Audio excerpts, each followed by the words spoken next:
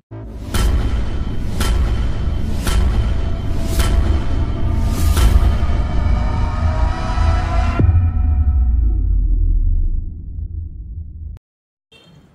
Morning friends. ఈరోజు మన వేదిక వద్దకి ఉభయ గోదావరి జిల్లాల టీచర్స్ ఎమ్మెల్సీ ఎన్నికల్లో అత్యధిక మెజార్టీతోటి గెలిచిన శ్రీ బొర్రా గోపీమూర్తి గారిని ఆహ్వానించడం జరిగింది. వారికి మార్నింగ్ కాఫీ క్లబ్ తరపున ఘనంగా సత్కారం చేయడం జరిగింది. వారు మరి ఆంధ్రప్రదేశ్ ఎమ్మెల్సీ ఎన్నికల చరిత్రలోనే మొట్టమొదటిసారిగా మొదటి ప్రాధాన్యత ఓటులోనే అత్యధిక మెజార్టీ సాధించి విజయం సాధించడం జరిగింది. మరి అటువంటి పోరాట పటిమ కలిగిన మరి నాయకుడు మరి శ్రీ బొర్రా గోపీమూర్తి గారికి అభినందనలు తెలియజేస్తూ కాఫీ క్లబ్ తరపున సత్కారం చేయడం జరిగింది. దానికి సంబంధించిన వీడియోని ఇక్కడ చూడండి. Thank you.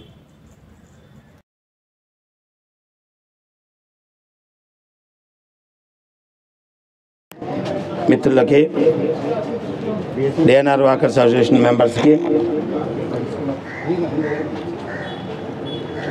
ఎమ్మెల్సీ గారి మిత్రులకి అందరికీ స్వాగతం, సుస్వాగతం. ఈ రోజున ఉభయ గోదావరి జిల్లా టీచర్స్ ఎమ్మెల్సీగా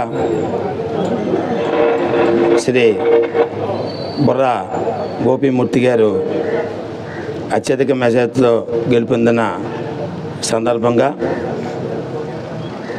మన DNR walkers association secretary UTF leader Sitaramaraju గారిని ద్వారా వీరిని మన వేదిక మీదకి ఆహ్వానించడం జరిగింది.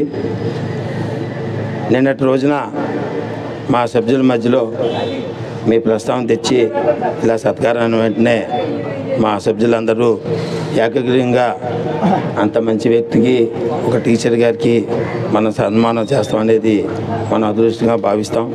తప్పకుండా తీసుకురండి అని మా సభ్యులందరూ ఏకంగా ఆమోదించి మీతో మాట్లాడిన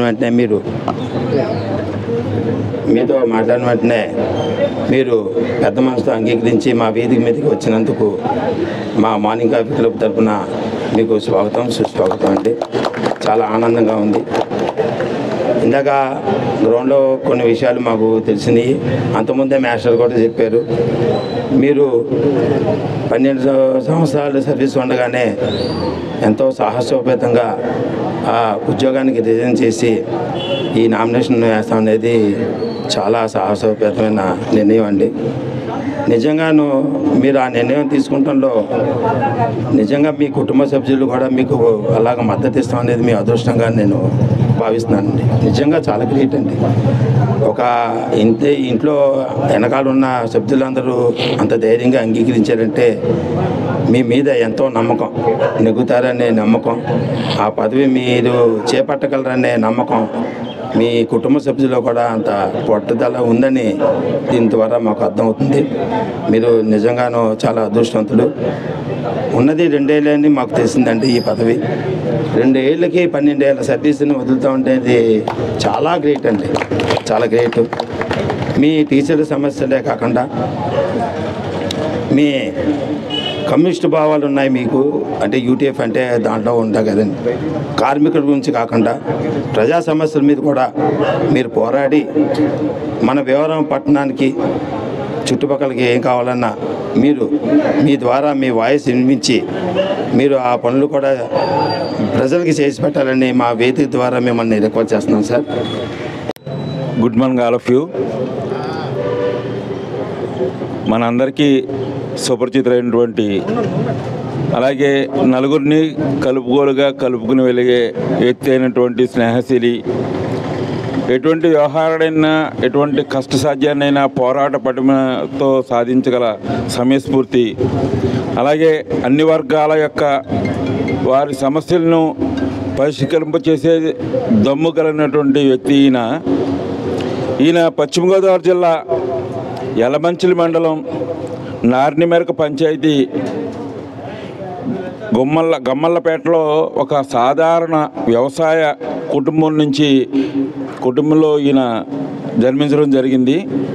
అలాగే ఈయన 1975 సంవత్సరంలో ఏప్రిల్ 14న జన్మించారు. ప్రాథమిక విద్యాభ్యాసం అంతా కూడా స్వగ్రామంలో ఉన్నటువంటి ఎలిమెంటరీ స్కూల్లోనూ, హై స్కూలు మట్లపాలెం జడ్పీహెచ్ స్కూల్లోనూ చదవడం జరిగింది. అలాగే వీరు ఉన్నత విద్య చదివించడానికి భీమవరం డిఎన్ఆర్ కళాశాలలో ఇంటర్, డిగ్రీ విద్యను పూర్తి చేయడం జరిగింది. ఏలూరు సిఆర్ రెడ్డి కళాశాలలో ఉపాధ్యాయ విద్యని అభ్యసించి పూర్తి చేసి 1998 డిఎస్సి ద్వారా ఒక సాధారణ టీచర్గా వృత్తిని ప్రారంభించి ప్రస్తుతం జిల్లా పరిషత్ ఉన్నత పాఠశాలలో స్కూల్ అసిస్టెంట్గా పనిచేస్తున్నారు. డిఎన్ఆర్ కళాశాలలో చదువుతున్న కాలంలో నుంచి కూడా వీరు విద్యార్థి ఉద్యమంలో చురుగ్గా పాల్గొని విద్యార్థులు, పాఠశాలల, కళాశాలలు, వసతి గృహాల సమస్యలపై అనేక పోరాటాలు ఆనాడే చేశారు. మూర్తి గారి గురించి 2 మాటలు చెప్పాలనే ఉద్దేశంతోనే నేను రిక్వెస్ట్గా అడిగాను. ఏ మీటింగ్ జరిగినా, ఎక్కడ మీటింగ్ జరిగినా ముందు ఒక ముఖ్యమంత్రిది కానీ ఎమ్మెల్యేది కానీ ఎవరి దగ్గరైనా సరే కొంచెం ఆందోళన చేస్తారు అన్నప్పుడు ఫస్ట్ గోపీమూర్తిని హౌస్ అరెస్ట్ చేసేవారు. ఇది నాకు బాగా గుర్తు. అలాగే మొన్న విశాఖపట్నం వంతెన దగ్గర ఒక మీటింగ్ వెళ్ళాను. ఆయన మాట్లాడినప్పుడు నాకు గూస్ బంప్స్ వచ్చాయి. ఎందుకంటే డైరెక్ట్గా అప్పుడు వాట్సాప్లోనే ఏదైనా మెసేజ్ పెడితే ఇబ్బంది పడే పరిస్థితుల్లో ఆయన డైరెక్ట్గా పేరుతో మాట్లాడి చాలా ఉత్సాహంగా గవర్నమెంట్ని అంటే ఆయన పాలసీ గురించి, గవర్నమెంట్ వ్యతిరేకించడం కాదు, ఇది నేషనల్ మీడియాలో ఈయన ఎన్నికయ్యారు. ఎన్నికైన నేషనల్ మీడియాలో అసలు ఈ ఎమ్మెల్సీగా ఈయన రూపాయి ఖర్చు పెట్టకుండా ఎలా నెగ్గారు అని చెప్పి నేషనల్ మీడియాలో రావడం ఎంతో ఆశ్చర్యకరం అనమాట. నెక్స్ట్ మనకి లోకేష్ గారుతో మీటింగ్ అవ్వటం, చంద్రబాబు నాయుడు గారు కూడా ఈయన వెంటనే మీటింగ్ ఏర్పాటు చేశారు. చాలా కష్టం అసలు, మామూలుగా ముఖ్యమంత్రిని కలుసుకోవాలంటే చాలా ఇబ్బంది. అయినా సరే ఈయన యొక్క ఎన్నిక విధానం గురించి తెలుసుకుని చంద్రబాబు నాయుడు గారు ఈయనతో స్పెషల్గా మాట్లాడటం అనేది ఆయన గొప్పతనానికి నిదర్శనం. అలాగే కొంతమందికి పదవి అనేది అలంకారం, కానీ ఈయన పదవికే అలంకారం. ఎందుకంటే గోపీమూర్తి గారు 12 సంవత్సరాల పాటు సర్వీస్ ఉంది. ఇంకో 2 సంవత్సరాలు పెంచితే బాగుండు, మనకి ఇంకో 4 లక్షలు 5 లక్షలు కలిసి వస్తుందనే సందర్భంలో 12 సంవత్సరాలు పదవిని, ఉద్యోగాన్ని రాజీనామా చేయటం అనేది చాలా గొప్ప విషయం అన్నమాట. పారిపోతారు, మేము చేయమండి, మాకెందుకు, మేము ఉద్యమంలో ఉంటాం అంటారు. కానీ ఈయన ముందుకు వచ్చారు, ఎన్నికయ్యారు. మేము ప్రతి ఒక్కరు, ఉపాధ్యాయులు అందరూ కూడా ఏ యూనియన్లో ఉన్నప్పటికీ కూడా మనసులో ఆయన మీద అభిమానం ఉంది కాబట్టి ఈయన అంత ఘన విజయాన్ని సాధించారు. మార్నింగ్ కాఫీ క్లబ్ వారు నా మీద అభిమానంతో నన్ను ఇక్కడికి పిలిచి నన్ను ఇంత ఆత్మీయంగా అభిమానించినందుకు అందరికీ కూడా పేరు పేరున ప్రత్యేకమైనటువంటి కృతజ్ఞతలు తెలియజేస్తూ ఉన్నాను.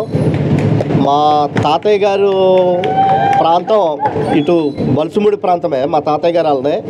మా నాన్నమ్మ గారు పుట్టింటికి యలమంచిలి మండలం మట్లపాలెం పక్కన ఉన్నటువంటి నార్మేరక పంచాయతీ గమ్మలపేట గ్రామానికి తీసుకెళ్ళటం జరిగింది. మేము అక్కడే జన్మించాము. మా నానమ్మ గారు ఇక్కడ మీకు ఐడియా ఉంటుంది, బీజేపీ లీడర్ పాకా సత్యనారాయణ గారు ఉన్నారు, వాళ్ళిద్దరు కజిన్స్. పాకా సత్యనారాయణ గారి కజిన్ మా నానమ్మ. ఈ మా తాతయ్యలది ప్రాంతం ఇక్కడ వాస్తవంగా అటువంటి ప్రాంతంలో మేము అటువైపు వెళ్ళడం జరిగింది. ఇక్కడే భీమవరం డిఎన్ఆర్ కాలేజీలోనే చదువుకున్నటువంటి కాలంలో ఈ ప్రాంతంలోనే ఎక్కువ తిరిగేవాడిని. అంటే బంధువులు కూడా ఎక్కువ ఈ ప్రాంతం ఉండటం వల్ల. సో అటువంటి పరిస్థితుల్లో నేను ఈ చదువుకున్నటువంటి సందర్భంలో విద్యార్థి ఉద్యమంలో పనిచేశాను. అలాగే ఉద్యోగం వచ్చిన తర్వాత ఉపాధ్యాయ ఉద్యమంలో పనిచేసి ఉపాధ్యాయుల యొక్క సమస్యల పరిష్కారానికి అనేక పోరాటాలు చేశాను. ఉపాధ్యాయుల హక్కులు కానీ రాయితీలు సాధించడానికి. నా మీద భీమవరం వంటంలో 6 కేసులు ఉన్నాయి ఆల్రెడీ. విజయవాడలో 2-3 కేసులు, కోర్టు కేసులు ఇవన్నీ ఉన్నాయి. ఇవన్నీ కూడా ఉపాధ్యాయుల యొక్క హక్కులు కాపాడడానికి, విద్యారంగ పరిరక్షణ కోసం జరిగినటువంటి పోరాటాలు. ఇందాక మన మిత్రుడు చెప్పినట్టు గత గవర్నమెంట్ కాలంలో నన్ను 20 సార్లు అరెస్ట్ చేశారు. ఇంత మీకు తెలియనటువంటి విషయం ఏంటంటే అల్లూరు సీతారామరాజు విగ్రహం ఓపెన్ అయింది 125 శత జయంతి సందర్భంగా. ఆ ఓపెన్ అయినప్పుడు మన నరేంద్ర మోడీ గారు, జగన్మోహన్ రెడ్డి గారు వచ్చారు. దౌర్భాగ్యం ఏంటంటే ఆ రోజులు కూడా అరెస్ట్ చేశారు నన్ను.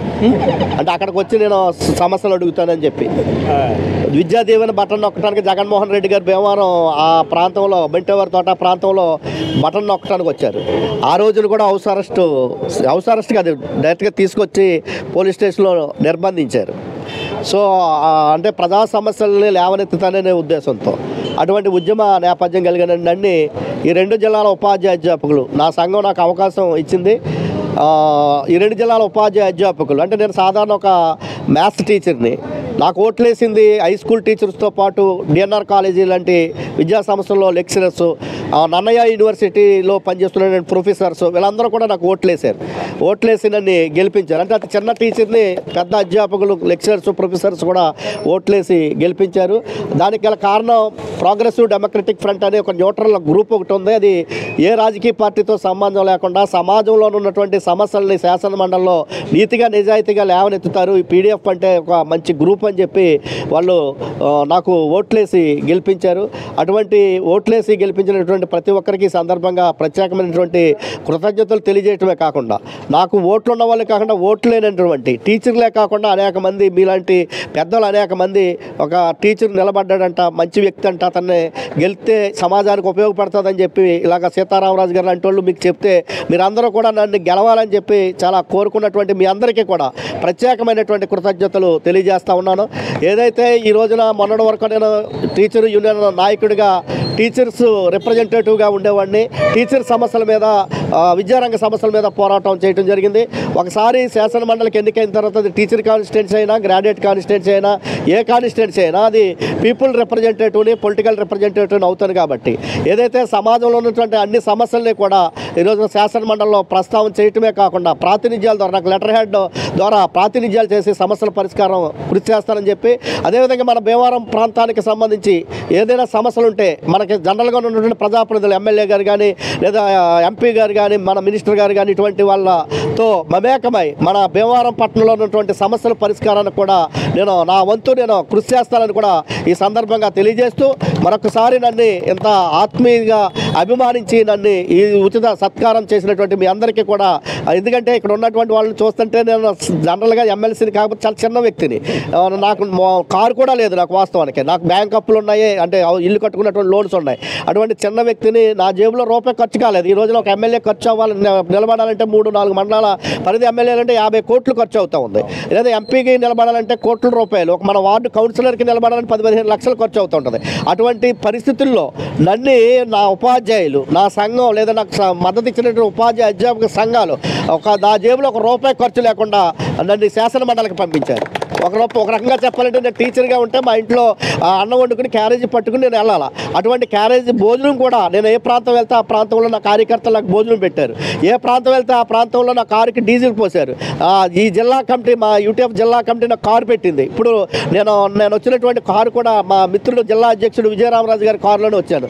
నాకున్నది ఒక మోటార్ సైకిల్. మా పిల్లలిద్దరూ బీవీ రాజు కాలేజీలో పెద్ద పాప డెంటల్ చదువుతూ ఉంది, చిన్న పాప ఎస్ఆర్కేఆర్లో బీటెక్ చదువుతుంది. ఇంకా పిల్లలు కూడా సెటిల్ కానటువంటి పరిస్థితి. అయినా సమాజం కోసం నువ్వు ఉండాలి, నీ వాయిస్ని శాసన మండలిలో పీపుల్ వాయిస్ వినిపించాలని చెప్పి మా నాయకత్వం కోరినటువంటి మేరకు 12.5 సంవత్సరాలు అంటే ఈ రోజు నాకు 1,10,000 రూపాయలు జీతం, 1,50,00,000 ఈ ప్రస్తుత జీతం వస్తాయి. ఇంకో 3 పిఆర్సీలు వచ్చే అవకాశం ఉంది. అంటే 3 కోట్ల రూపాయలు నాకు వస్తుంది. ఈ రెండు సంవత్సరాల బాధ్యతకి 2 జిల్లాలో తిరగటానికే డీజిల్కే 60,000 నుంచి 70,000 ఖర్చు అవుతుంది నెలకి.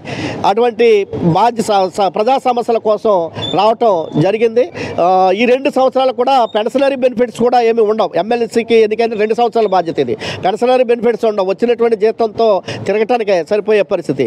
అలాగని ఉద్యోగంలో 28 సంవత్సరాలు చేస్తే పూర్తి పెన్షన్ వస్తుంది. కానీ నేను 26 సంవత్సరాలే సర్వీస్ చేశాను. అక్కడ కూడా పూర్తి పెన్షన్ లేనటువంటి పరిస్థితి ఉంది. సమాజానికి సేవ చేయాలి, ప్రజానికానికి సేవ చేయాలి అనే ఉద్దేశంతో రావటం జరిగింది. కాబట్టి మీ అందరి సహకారంతో మనకి ఏ సమస్యను, నా సమస్యకి నేను ఈ ఎమ్మెల్సీ బాధ్యత బాధ్యత ఉపయోగపడుతుందని మీరు నా దృష్టికి తీసుకొస్తే ఒక ఫోన్ ఈ మధ్యకాలంలో కొన్ని చేశాను నేను. హాస్పిటలైజేషన్ అయ్యి సరైన ట్రీట్మెంట్ అందట్లేదని చెప్తే వాళ్ళ నెంబర్ తీసుకుని విజయవాడలో సిద్ధార్థ మెడికల్ కాలేజీ డాక్టర్ గారికి ఫోన్ చేస్తే మెరుగైన ట్రీట్మెంట్ అందించారు. లేదంటే ఒక స్వీపర్ రిటైర్డ్ అయ్యి పెన్షన్ పొందుతున్నటువంటి వ్యక్తి చనిపోయి ఫ్యామిలీ పెన్షన్కి అప్లై చేస్తే ఫ్యామిలీ పెన్షన్ వాళ్ళ కుటుంబం ఇబ్బంది అవుతుంది, ఫ్యామిలీ పెన్షన్ అవ్వలేదు, భార్యకి ఇబ్బంది అవుతుందని ఫోన్ చేస్తే జడ్పీసీయూతో మాట్లాడితే 2 రోజుల్లో పెన్షన్ శాంక్షన్ చేశారు. ఆ విధంగా ఎవరైతే ఇబ్బందుల్లో ఉన్నారో ఆ విధంగా ఈ ఎమ్మెల్సీ బాధ్యతని 2 సంవత్సరాల్లో సమాజానికి మాత్రమే ఉపయోగిస్తారని చెప్పి సందర్భంగా మీకు తెలియజేస్తూ మీ అందరికీ కూడా ప్రత్యేకమైనటువంటి కృతజ్ఞతలు, ధన్యవాదాలు తెలియజేస్తూ అఖండ విజయంతో గెలుపొందిన గోపీమూర్తి గారికి కాఫీ క్లబ్ తరఫున స్వాగతం పలుకుతూ ఆయన్ని శాల్వతో సత్కరించవలసిందిగా మా కాఫీ క్లబ్ కన్వీనర్ గారు బొండా రాంబాబు గారు, కో కన్వీనర్ ఓలేటి శ్రీనివాస్ గారిని కోరుతున్నాం.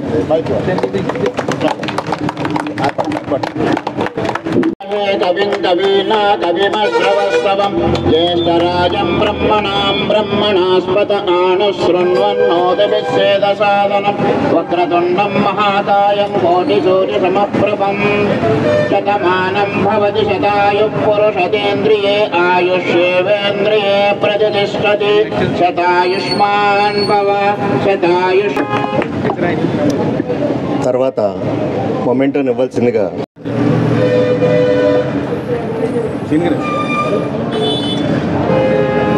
తర్వాత డ్రై ఫ్రూట్స్ బాక్స్ ఇవ్వాల్సిందిగా మన గుండు కిషోర్ గారిని, కనగర్ల ర్యాంక్.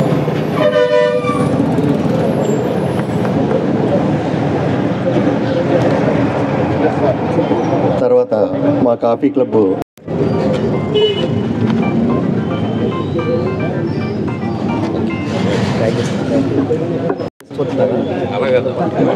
మాట్లాడేసి అప్పుడు చూడలేదు అలా అలాగే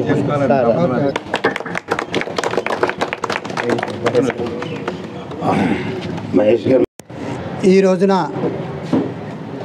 మన మార్నింగ్ కాఫీ క్లబ్కి ముఖ్య అతిథిగా చేసినటువంటి మరి ఎమ్మెల్సీ టీచర్స్ ఎమ్మెల్సీ మరి బొర్రా గోపీమూర్తి గారికి స్వాగతం, సుస్వాగతం. మరి ఇప్పుడు పెద్దలు చెప్పినట్టుగా మరి అతి చిన్న వయసులోనే మరి ఉప ఎన్నికల్లో మరి ఆయన ఎమ్మెల్సీ అవ్వడం అంటే ఆయన పోరాట పటిమ, ముందు నుంచి ఆయన ఈ కార్యక్రమాల్లో చురుగ్గా పాల్గొంటూ టీచర్స్ యొక్క ఇబ్బందులన్నీ తొలగించుకుంటూ ఫైట్ చేయడం వల్ల మరి వారికి ఈ అవకాశం వచ్చింది. మరి 12 ఏళ్ళ ఇంకా సుదీర్ఘ సర్వీస్ ఉన్నా సరే మరి దానికి రిజైన్ చేసి మరి వెళ్ళటం అనేది చాలా గొప్ప ధైర్యమైన విషయం. మరి వారికి ఈ రోజున మా మార్నింగ్ కాఫీ క్లబ్ తరఫున మరి వారికి శుభాకాంక్షలు తెలియజేస్తూ మరి భవిష్యత్తులో మరింత ఉన్నతంగా వారు ఎదగాలని, అందరి యొక్క సమస్యల్ని గవర్నమెంట్ వద్దకు తీసుకువెళ్ళి మరి పరిష్కరించే దిశగా వారి ప్రయాణం సాగాలని, వారికి దేవుడు ఆయురారోగ్యాలు ఇవ్వాలని మనసా వాచా కోరుకుంటూ సెలవు. మార్నింగ్ కాఫీ క్లబ్ సభ్యులందరికీ ముందుగా నమస్కారాలు తెలియజేసుకుంటూ మరి ఈరోజు ఎమ్మెల్సీగా ఎన్నికై మన మధ్యలో ఉన్న గోపీమూర్తి గారిని మనం సన్మానించుకోవటం చాలా ఆనందంగా ఉంది. ఎందుకంటే నాకు గోపి గారితో ఒక 20 ఏళ్ళ నుంచి ఆయనతో పరిచయం ఉంది.